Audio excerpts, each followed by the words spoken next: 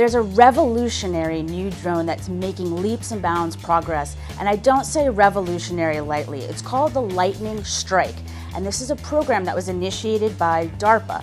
And as we know, DARPA is responsible for some of the most phenomenal and literally world-changing technologies that don't just affect the military, but the civilian space. And I think this is going to be one of them. Why? Because it truly breaks all the rules in a way. It breaks the mold. It's a hybrid of an aircraft and a helicopter. Now wait, I know you're thinking, what's the big deal? The Osprey can do that as well. They can do VTOL, which is vertical takeoff and liftoff, right? And then travel forward like an aircraft. The difference here is, number one, it's unmanned. And by that, that's our fancy language for it's a drone. So it would be capable of performing those sorts of missions that a helicopter could, but in an unmanned way.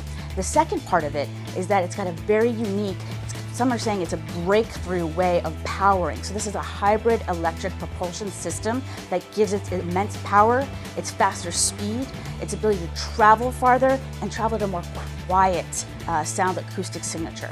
One of the other key advantages is that this aircraft, this drone, will be able to land pretty much anywhere. And that's really important because it means it can access our forward operating bases way up high in the mountains where access would not be possible. There are no roads often when you get that high in the elevation in the mountains. In extreme terrains where it would be very difficult, perhaps there's a flood, the roads are washed out. These sorts of things that could deny access by ground means that this drone could still deliver critical supplies. It doesn't need a runway, it doesn't need a prepared landing zone, it can just arrive when it's needed. The military can use this kind of aircraft for a lot of different purposes, all the same ones that we currently use our helicopters for. Now, helicopters have been playing a vital role in operations for more than 60 years. All the sorts of things that a helicopter can do in a war zone, resupply, provide evacuation, extraction, insertion, ISR, intelligence, surveillance, and reconnaissance. It potentially can perform all these functions too. But here's what's really exciting about it from my perspective. We can also greatly enhance troop safety. And by that I mean we're not putting troops at risk, right? We're not putting our air crew at risk. If we can send out an unmanned drone to perform these functions, then they're not going to be at risk. Secondly, if we can transport things like resupply, and let's keep in mind that combat outposts can require 10,000 pounds of materials a week, and it's critical for them to have those supplies, right?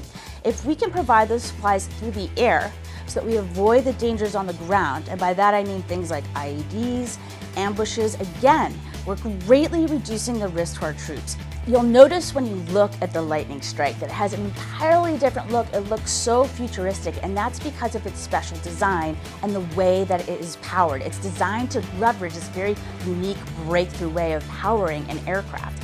You'll notice you can go into lots of detail in my column. It's very complicated, so I won't break it down here. But basically what it delivers in this unique system of design and power is it can go faster, it can go farther, it's going to be able to carry a lot more weight, which is so important, right, for those resupply missions, especially if there's a team in need and in desperate need of assistance and more support, say more ammunition that they need on the ground in a firefight.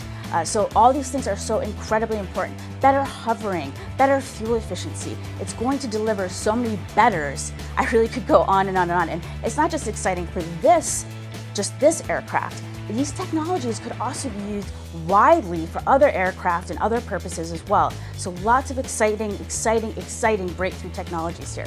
When will we see it joining the war zones? Well, recently they had some very successful tests on a smaller scale model. Now I should stress, when we look at it, it might give you the impression it looks like maybe a hobby drone. It's sometimes hard to tell in a picture.